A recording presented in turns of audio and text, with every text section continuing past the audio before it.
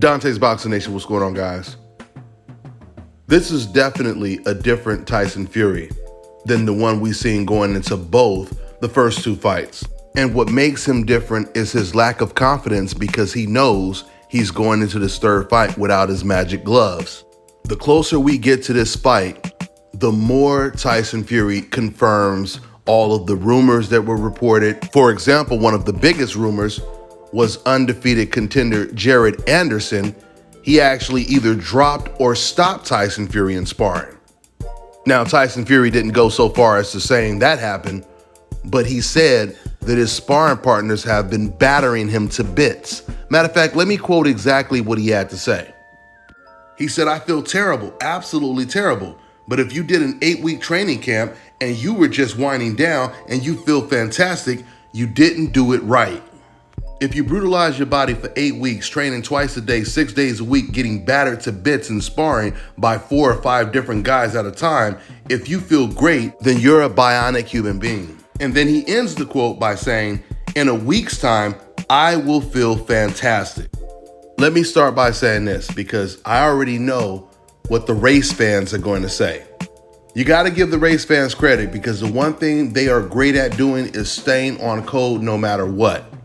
Tyson Fury could have came out and said, "I got knocked the spark out by Jared Anderson in sparring," and these race fans will say, "Oh, he's just trying to play mind games. He's just playing mind games with Deontay Wilder. He let Jared Anderson knock him out just to get into Deontay Wilder's head." This is the type of stuff that they will say. They don't care what the facts are, and they know, as Andre Ward would say, that these are red flags all over the place. None of that matters, because these race fans, they will never break code. Now, of course, it already sounds ridiculous to try to say everything that he's saying is just to play mind games, etc., etc. Even if you truly believe that, you would have to ask yourself the question, why is he only quote unquote playing these mind games for the third fight? How come he never said any of these things in the first and the second fight? How come he never talked about him getting his ass beat and sparring and how he feels terrible, etc., etc.?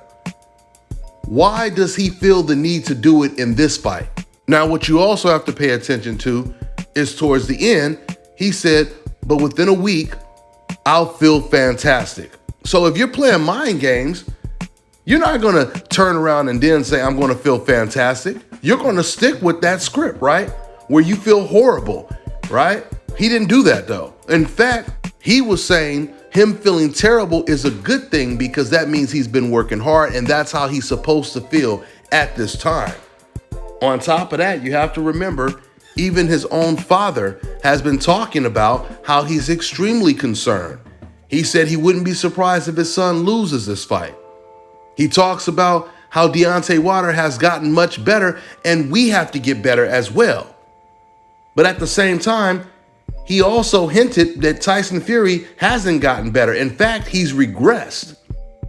Tyson Fury's father, he said he does not like the way Tyson is looking. He said he's lost his mobility. He's not as fluent when he moves around the ring. He talked about how they're only focused on trying to get a knockout. And what it really sounds like to me is Tyson Fury has given up when it comes to losing weight and getting in tip-top shape. We all know, at least if you boxed before, then you're going to know that when you're way overweight, that's the reason why you're not going to move too much, right? If you're light on your feet, it's because your weight is lighter. So it can't just be a coincidence that now Tyson Fury, he's forced to take a fight he thought that he was going to be able to avoid. He has to fight this guy who he calls the most dangerous heavyweight, not even the most dangerous heavyweight, he calls him the most dangerous fighter in boxing.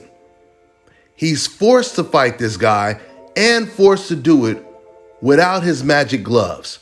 You think it's a coincidence that now all of a sudden Tyson Fury is talking different than he did in the first two fights? Now he's doubting himself. One minute he's saying this was the best training camp ever, like he just said a couple days ago.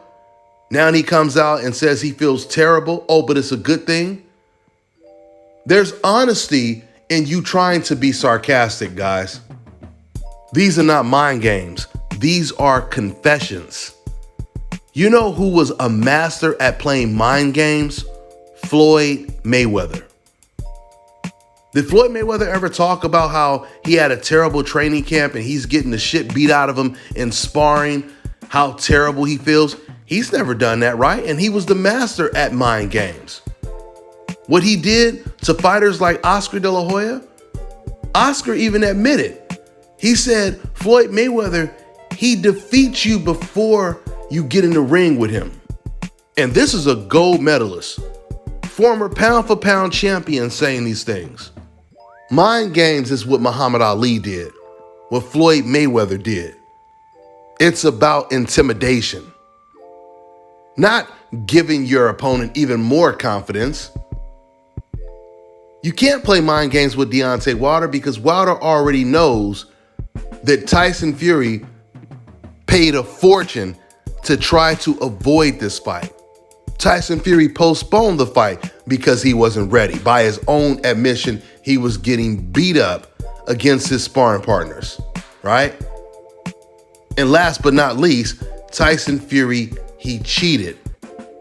So with all of that stuff, you are giving Deontay Wilder all the confidence in the world. There's no way you're being effective with any type of psychology because it's not psychology. Tyson Fury is a lot like a Freddie Roach. It's hard for him not to be honest and tell the truth. And that's what he's doing right now. He doesn't want to sit over here and play games. In fact, the mind games is what he doesn't feel like doing actually. He's putting out excuses for why he will most likely lose this fight. I mean, once again, if you guys just pay attention to everything he's saying, he's telling you how he feels. He just said in his recent interview, either I'm getting knocked out or Deontay Wilder is getting knocked out. He said that. He understands this is a situation where there is no way out. He can't turn down this fight and try to fight someone else. That's out of the question. He's being forced to do something that he never wanted to do. So Tyson feels like it is what it is.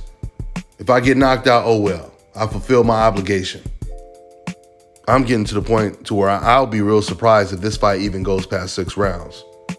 Somebody is definitely getting knocked out, and I truly believe it's going to be Tyson Fury. It's hard for me to believe Tyson Fury, without them gloves, has a good chance of beating Deontay Wilder. That's all I got for now, guys. I'm on to the next one. Get ready to take your striking game to the next level with the Focus Ball. Dramatically improved footwork, timing, head movement, hand-eye coordination, reflex, and overall fight IQ.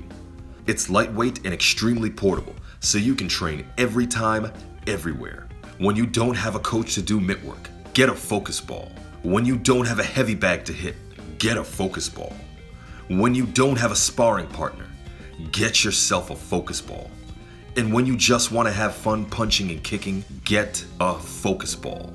When you train with the Focus Ball, you train your eyes and your brain to read punches so that you can hit and not get hit, making this very simple device a must-have for all combat sports athletes and enthusiasts alike. So if you want to take your striking game to the next level, don't wait.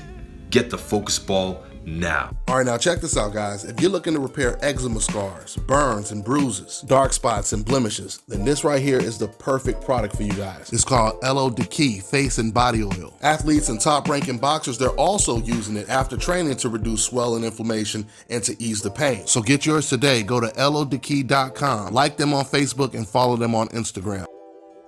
Fellas, I've got some great news for you. If you've lost your hair or have a receding hairline, the time has come when you can finally get your hairline back through a process called scalp micropigmentation. So here's how it works. It's a hair tattoo that replicates the look of your hair follicles when you have fully shaved it down. So to get this hookup, make sure you follow and contact my man ScalpCarolinas on Instagram.